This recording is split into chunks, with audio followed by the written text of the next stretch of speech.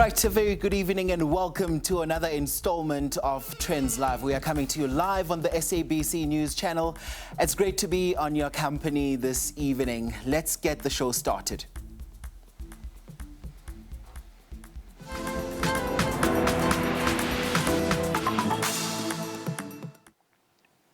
So we're at the center of Joburg, where we were wrapping up International Pride Month. We got up and close and personal with the LGBTQ community, where they expressed their freedom in a bubbly way, like always. Now, Pride Month commemorates years of the struggle for civil rights and the ongoing pursuit of equal justice under law for the lesbian, gay, bisexual, transgender, and queer community. Take a look. Not only is June a celebration of Youth Month, but it's also an International Pride Month. Look at the combos behind me communicating. Can you tell? It's all colorful. We always hear people talking about LGBTQ, there are so many things, sexuality, bisexuality. Just help us understand like the important part so that we get to understand the community. So, number one, it is not LGBT something. It is LGBTQI plus community. So the plus is a very important part because that is where we mean its inclusion. Basically, the Pride Month is all about celebrating the lives and the people within the community, the people who paved the way, because it has not always been easy for the community. Also, it is a month to create awareness, because if guests understand that, then we are able to coexist.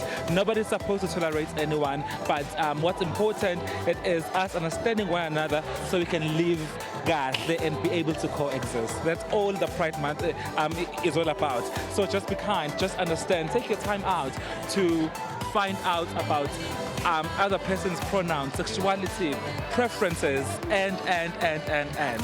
I bumped into Upovi Blanco, a South Africa's influencer. Let's talk about the Pride Month and what you understand of it and what you think of it in South Africa. Are we doing enough? I think like now we are getting there.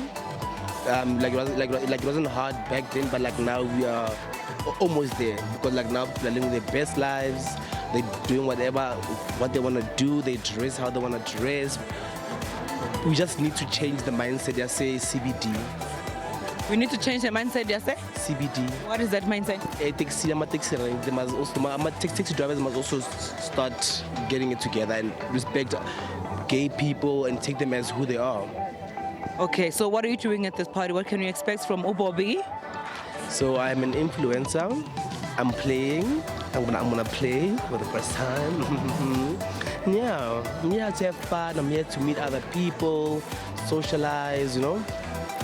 Turn around. I want to see your outfits. I can see there's some flair here. What's going on? Let's see. Spin. Yes. Thank you so much for having me. You look amazing. Thank you. So Mbali, we've had a conversation with like few members of who are part of the LGBTQI community, and they've raised some concerns about them being accepted by the society. They think we're getting there. Even if we're not fully there as a country. What are your thoughts? I agree with that fully. I feel like in Africa as a whole, there's a lot of work that still has to be done. A lot of countries are still not allowing people to have married if they're same sexes. People are getting stoned, people are getting killed. So I do feel as a country we do have, we've done a lot, but I still feel there's more we can do. You know, just the support, backing it up. And also I feel like just putting it more in media. I mean, like seeing it on our TV shows, hearing it on our radios, it makes people more aware of it and makes people more comfortable with the idea as well. Because at the end of the day, guys, we need to allow people to love who they want to love, because that's what we're about, man. At the end of the day, Ubuntu is about just letting people be and being there for them, you know? I feel like we could be more free and comfortable in South Africa. The country could do more to, you know, make spaces more safer for us. I feel pretty free in my own space, in my own things, but that's because I'm in Joburg, I'm in suburban Joburg at that. I don't think other places are as free as we are right now. So I wish more of the country would be free, but we're at a good space, kind of. I'm not sure. Like, not in the next century. Like, yeah, I'm not, like, I don't know. Like, the way things are going, I'm not sure. But then I think, yeah, there's probably hope. Now, the donkey dairy at the border of the Northwest and Gauteng provinces in Magaliesburg does not only provide spectacular views, it also offers fun family activities, including interacting with miniature animals and donkey rides. We took a short left for some farm fresh air while learning about these animals and also fed them. We also tasted donkey milk and learned about its health benefits. Take a look. If you are looking for some fresh farm air, this is the place to go. The Donkey Dairy in Magaliesburg. Not only will you get some spectacular mountain views, but you also get to interact with some of the most rare animals in the country. Let's find out more about this farm. The farm started 12 years ago, and the main focus was to look for sustainable ways to farm with animals. So we're looking at smaller breeds and more rare breeds to preserve those type of bloodlines.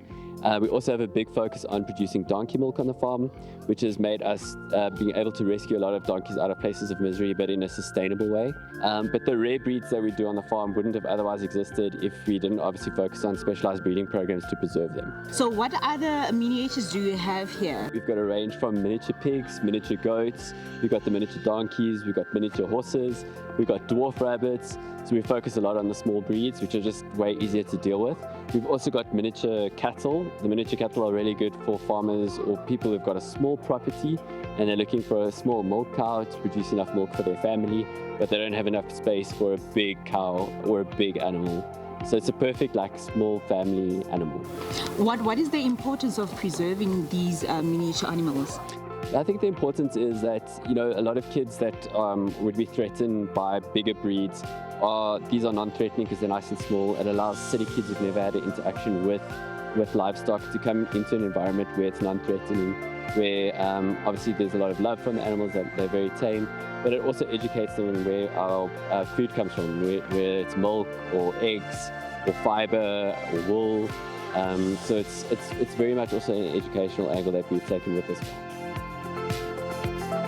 These are our mammoth donkeys. They were originally imported from Spain in the early 1900s. They were imported to help build the railroads in South Africa. So they were a very important part of our history and our infrastructure. And they're the size of horses. So like a standard sized donkey will be about 1.1 meters to the top of their backs.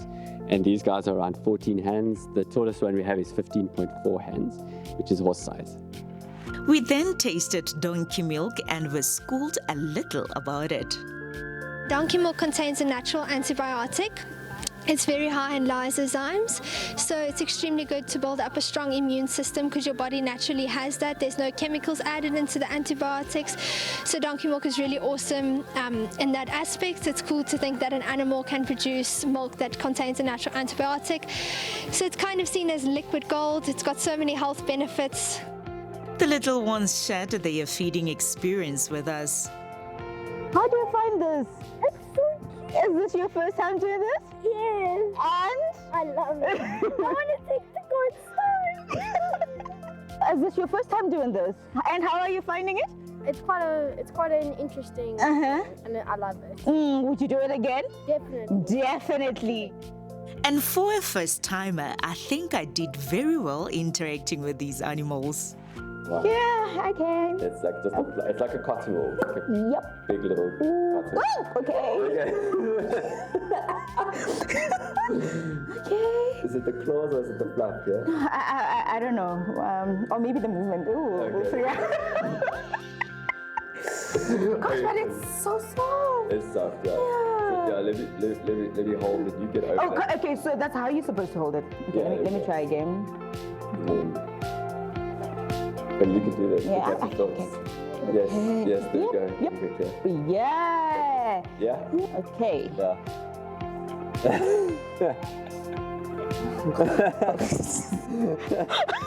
You can do it. You sure? Yeah. Okay. There we go.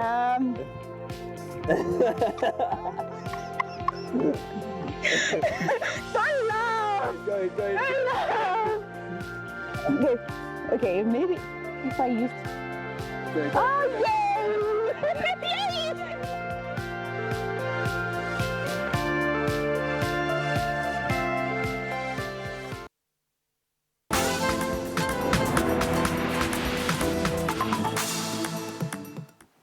Right, coming in hot this weekend to make you forget all about your winter blues is a pole dancing session with the sizzling ladies of La Rouge. Do you think you could be as daring as our team? Well, take a look.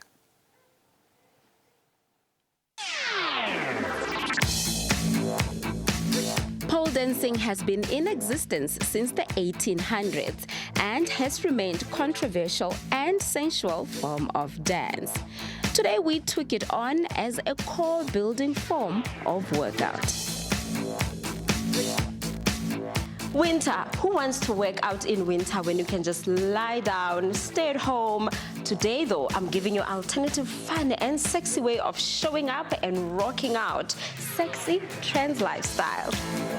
The ladies at La Rouge are taking us through a variety of exercises today. There's a pole, there are clots, there's a ceiling. Ladies, I'm excited. So you're going to hook your inside leg. You're going to hold nice and high with your strong arm, so your right hand.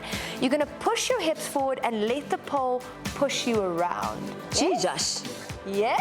Yeah. Okay. I'll give you a little spin. Okay, so hold nice and high again. Hook your knee. Are you ready? 1, 2, 3, holding tight. And there you go. Yes. In this particular movement, it's a lot in the shoulders, so we're working into the shoulders to engage. And then later on, when we do some other movements, we'll work into the core. But for now, it's more upper body. Are we ready to try another one? Okay, let's go. So we're going to start nice and high. You're going to lead with your left leg. You're going to lean into the pole, and then you're going to close your legs around into a nice little sit. So we can start a little further back. We can step, and then as we kick, we drop that chest back. Drop. Better. Yes. Wow. Yeah. Oh, nice. Okay, so I'm going to help you just get up a little bit. So I'm going to stand behind your back, so I'll support you fully here. You just need to give a lot of momentum, a lot of kick, and I'll make sure that you go up to the top. Okay, you ready? So nice big kick. With the right first. You're going to step, and then you're going to make a big swing with your left, and I'll boost you from the back. I step with the right? Yes. Okay. Okay, are you ready? 1, 2, 3, we step, and a big kick. Big kick, big kick. Why does an exercise like this have to go with a certain type of an attire? Why should it be like a holistic experience? So pole dancing essentially is, people see it in the sense of it's a very sensual form of dance. So of course we're not removing clothing, we're not stripping, we're not taking anything off, but we still kind of embrace the sensuality of the art, the form of art of dance. So we like to dress up because it makes us feel like women, you know? Yeah. And we're sensual beings and we're sexy by nature. And it's to allow yourself to express that again. Puling, I'm going to be teaching you our style of burlesque, which is a little bit more sexy and sassy, where you let that little inner diva come out. Okay. Great. Turn.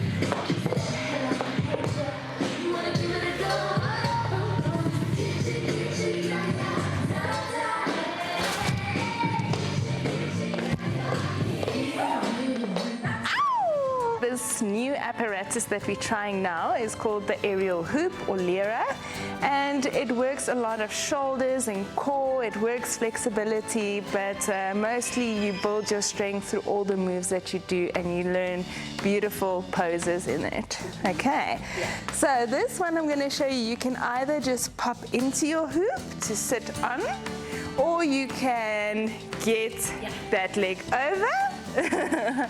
There we go. The trick is to stay on your hoop, and the rest is easy peasy. The session comes with variety, so an open mind is the best place to start. Just tap into your inner dancer, then you are all set. What are the misconceptions of doing this sort of workout? What's their first thought? I think with pole in general, it's that little misconception of, are you a stripper? But all sorts of women do it. We have day-to-day women, that's mommies. They come in here, they have fun, they do it just to have fun, or they do it for fitness. After all that hard work, you can't help but feel like you have just conquered the world. in a fun, sexy way, of course. All right, we are taking a break from city life to explore the countryside. The Portland Manor in Knysna has been fully refurbished and also launching a new restaurant named the Cowshed. We get to experience this and more, including fishing around the hotel dam. Sometimes I'm a Gaza girl who gets to do life with the city mums and go enjoy and have some fun in the burbs. However, today, look at my background. I am a country girl in the Western Cape, the city of Knysna, at the Portland Manor Hotel. So this country hotel is recently been fully refurbished, and they are launching a restaurant called the Cowshed. That is why we're here today. It's a historical hotel. It's been here for years. They just finished refurbishing, and we're going to find out more about it from the directors, from the chairman, and the chef himself. Join me, Trendz. Let's go. The history of this place is quite interesting. It was actually originally owned by a Trendz family in the 1770s, and then from there it was owned by the founder to a large extent of Knysna, called George Rex. And we now the custodians of this property, and so it was a huge estate. It was Lawnwood and Portland, the farm Portland, and there was the Redlands farm and Karawata. So it's a very interesting history. Some people say the place is haunted, it's cursed. Nobody made a real success out of the farm. I don't think I'm too worried about that. It seems like a very success that he had the place, first of all, so he can't be too cursed. We have a very unique country, as we all know. And so you have to have this balance between nature, between job creation, and sustainability is not only a sustainability of nature, but it's the balance between humans and nature. And how do we do that? So in our view, the activities in this area is, we call it an activity hotel. And it's really a place where you can run in the bush. Sorry, I'm watching out the window there. And you can do the rowing on the dam, you can do freshwater swimming in the dam. The dam is actually one of the best skiing dams in the country. Motorboat skiing, it's very flat, protected by the wind or by the trees, so the surface is very, very flat. And obviously there's a lot to be done. Mountain biking around here is amazing. A lot of trails up into Sandpark, in the Goudsvelde or Jubilee Creek side. So we're very excited to make it a hub for activities. So it's really a beautiful place with places where people can enjoy the outdoors and then enjoy this place. It's a working farm. The restaurant, we really focus. So now this week on our Tsitsikamma excursion, we take on the Tsitsikamma dense forest on a zip line complete with the experience with a bungee jumping daring adventure on the world's biggest bridge, the Tsitsikamma Suspension Bridge.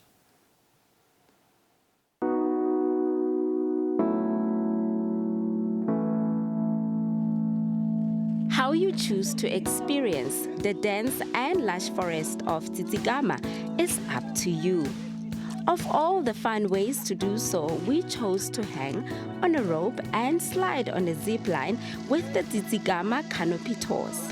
Hey, Shem, if there's one thing that you guys are very good at, it's making sure we are flying in the air on a rope for hours.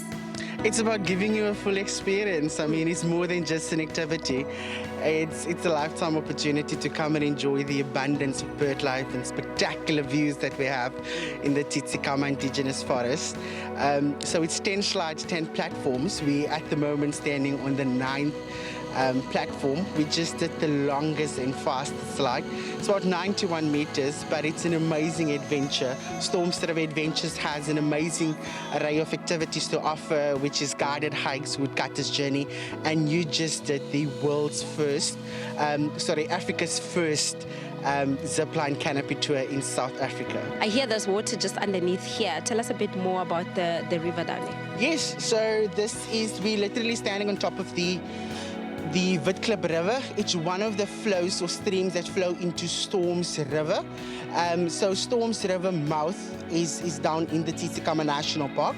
Later on we'll go there and we literally will be standing on top of, or we'll be standing in the mouth where the ocean and the river meet. So this is just one of the rivers that flows into the Storms River beautiful mouth. Which part of the is Storms River town? Why is it also in the Eastern Cape? It's the Tsitsikamma borders the Western and Eastern Cape, and because of the Blaukrans River where it flows, that sort of borders the two provinces, the Western and the Eastern Cape. Like for example, with the Eastern Cape, you will jump off in the Eastern Cape of the bungee brief, but you'll come up in the Western Cape. So Storms River forms part of the Eastern Cape because of its location. It forms part of the Tsitsikamma, Sarah Baartman district, and the Eastern Cape is a beautiful adventure province. If we got a dime for each time we said the word scenic, would be very rich. But how can we not when Tsitsikamma is such a dream? So I'll say it one last time. So scenic. You are now in the Tsitsikamma National Park, which is one of the most beautiful parks in South Africa. This park was proclaimed to be a marine protected area in 1964, and upon that it also makes it one of the largest national parks to be ever proclaimed. And as you can see, the beautiful uninterrupted indigenous forest. This area has about 180,000 hectares of just indigenous forest, and not to talk about the beautiful uninterrupted rocky shores. There's about 80 kilometers of rocky shoreline that this park is responsible for protecting. So welcome to our park. Is that what makes the national park what it is? I think there's a few things that makes the national park what it is, but one definitely can say that the world-renowned suspension bridge, as you have mentioned, is one of the most biggest attraction to our area, and of course the hiking trails in this area as well. And the one that stands out of all the hiking trails in the area is basically the Otter Trail, which basically makes it one of the most iconic trails in this area. From ziplining and hikes, you can't tick off that bucket list without a bungee jump on the world's highest bungee.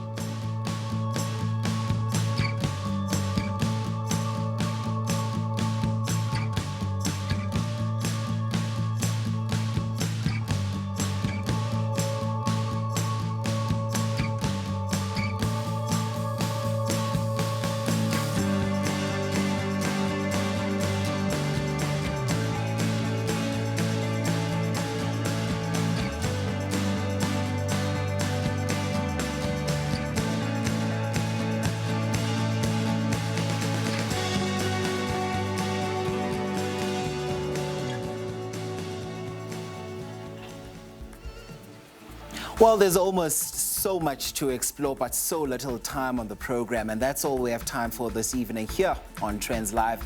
Remember to catch Trendz Travel tomorrow afternoon at 3:30 on our sister channel SABC2. Until next time, have a spectacular evening going forward. Take care.